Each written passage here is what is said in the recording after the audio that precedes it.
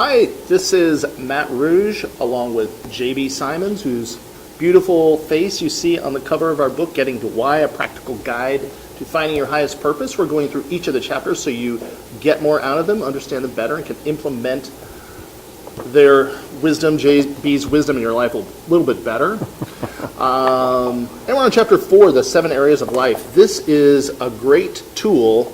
This is our quick and dirty graphics. Just zoom in on that. Okay. Yeah, we've got that. Yeah, you got your zoom there. The most important part of this is that it's in the form of a wheel. Right. So you don't have to prioritize the 7 areas. No. So that all are have equal value in your life as in the other. And you'll notice also that at the core is the self. Right. Because these are all roles that we play. Right. In the 7 areas. And so at this particular chapter, we're going to start unbundling those 7 areas and then identifying the satisfaction and the dissatisfaction and the pain and the pleasure of each one. We warned you that we would be going there in earlier chapters of the book. So we're here. Okay, so when we look at the concept of the 7 areas of life, we didn't actually invent this. We don't know who did. It's been in the self-help literature for about 50 years or so. Mm-hmm. And no one, we researched it, we didn't see anyone take credit for it. Other people have divided it up differently. They have 6 areas of life. I've seen 8. But I've seen over 20. Yeah. Right. So these are the ones we felt are best, that work the best. But these are the big 7. The big 7. So we'll go through them real quickly. Physical and health, mental and educational, spiritual, social, financial, and career, family and home. Okay, so self is in the center. These surround the self. Right. Each is important. And I think for me, the thing you got me turned on to this tool. And what's really useful about this is, let's say you have an amorphous kind of feeling of pain or dissatisfaction in your life, and you think, where is it? What's bugging me? You can go through those 7 areas really quickly and say, oh, it's in that. It's there. You identify the problem pretty quickly. And it will have an impact, or let's say an infection, mm-hmm. in one of the other areas of your life. So let's pretend that as you look at this wheel and identify on a scale of 1 to 10 where you are located in terms of how I am. So let's say that you've got I won't just name the areas, I'll just say here, this is a 6, and this is a 5, and this is a 9, and this is a 4, and this may be a 3, and maybe this is a 10. So if you were to bring in the outside edges that coincided with where you are, obviously this wheel is going to be bumpy. It will still roll, okay? And that's one of the reasons why we feel kind of out of sorts, out of sync with things, because our wheel is very, very lopsided and very bumpy in many, many areas. Now, here comes a concern, is that we may spend almost all of our time on the highest scoring area, because that gives us we feel happy. Right. Okay, we feel satisfied, we have a sense of pleasure with there. I'm good at this, let's work on this more. Correct. It's easier. It's which more I fun. encourage, right. Because it's good. Or we'll spend our time on an area that needs a lot of work, where we are unhappy, where we are dissatisfied, and where mm-hmm. we are feeling a sense of pain and something. Mm-hmm. So that's really a kind of a catch-22, because from the time that we are in early elementary school, our teachers and sometimes our parents. Can you remember back then? A tremendous memory. Okay. Yeah, lots of pain. It's a sometimes. long time ago. Yeah. Is that we're told to work on our weaknesses. Yeah. Yeah. I was good in math and science, and so I had to work on English. So I didn't want to do that. I like history, but I didn't want to do English. Right. But I had to work on English because that was my area of weakness. Right. So finally, when I got into grad school, one of the things that the dean of the school said to me was, what are your greatest, what do you like the most, and what are you really, really good at? And I told him, I said, okay. He said, from now on, that's where you're going to focus your attention. You don't have to work on your weaknesses anymore. Work on your strength. That's you get to choose now for the rest of your life. So I'm going to give you that recommendation now, that you get to choose where you're going to be working on things. Because one of the things I enjoy doing was teaching. Okay. Now, this is early on. Now, remember, one of the weaknesses was English. Okay. I read literature constantly. But the English situation is a whole different world. So I wanted to teach, or had to teach the situation once in a while. So I focused on becoming a better speaker. Guess what got better? You're speaking. My English. Oh, your English. Okay. Yeah. So working on something I enjoyed and wanted to do actually pulled my area of weakness along with it. Okay. And brought it up as well. Think about that, guys, is that one of the things, if you work on your strengths, it impacts areas that are not quite as strong. I'm not going to call them weaknesses at this point. You can call them whatever you want. Right. But being able to focus on those areas that you have a great sense of satisfaction, a great sense of pleasure about, okay, will inevitably begin bringing up those other areas of your life as well. But you got to get busy on something. Right. Because as you feel, how do I feel today? Right. Okay?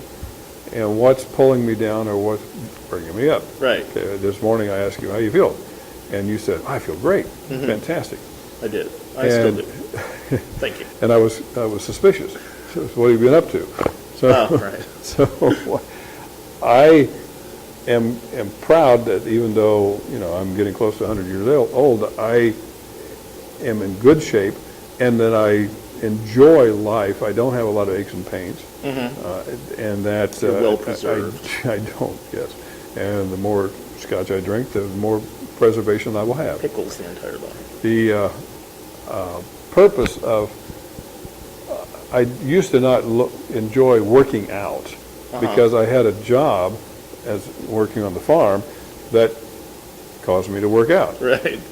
So I didn't have to go to a gym or anything like that, because working on the farm and shoveling and moving things around and baling hay, lifting different objects on the farm caused me to be pretty strong and in good shape, and I rode a bicycle everywhere. So that's, as my life evolved into different careers, I had to become more disciplined. There's that key word again. The one you have on your mirror, discipline. That's right, discipline, every morning. Is that this morning I got up and at 6 o'clock and I worked out. You made it here on time. I did.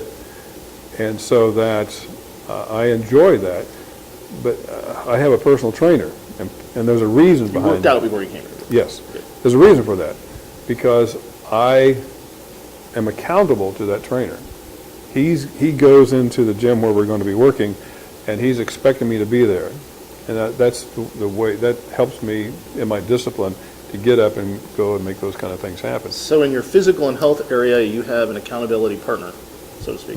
Okay. And I think that we can have accountability partners for everything. Tomorrow, I'm having lunch with my pastor in the spiritual area. He happens to be a great friend, so that's going to be a social event. Right. Okay, and it's going to be a spiritual event. Right. It will be a mental, educational event, because we're going to talk probably theology and philosophy. Intellectual conversations. Yeah, absolutely. So those are three areas. Three of the areas of my wheel are going to be impacted tomorrow. Yeah, and in making these videos, we can say that we're having fun social interaction doing this. It impacts our careers as I hope writer and educator and consultant, and we're having the mental challenge of putting these videos together. Right. By the way, the next book is the How book, Getting to How.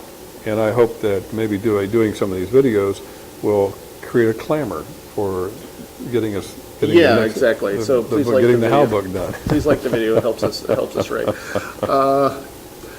That is a pretty good review of that. Let's take a look at the workbook exercises for this chapter.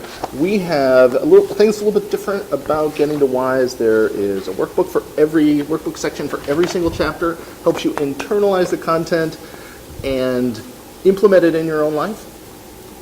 So for Chapter 4, we have the 7 areas of life. We build on the content of Chapter 2, which is pleasure and satisfaction. And people are going to go through each of the 7 areas of life in this chart and rate each one in terms of pleasure and satisfaction.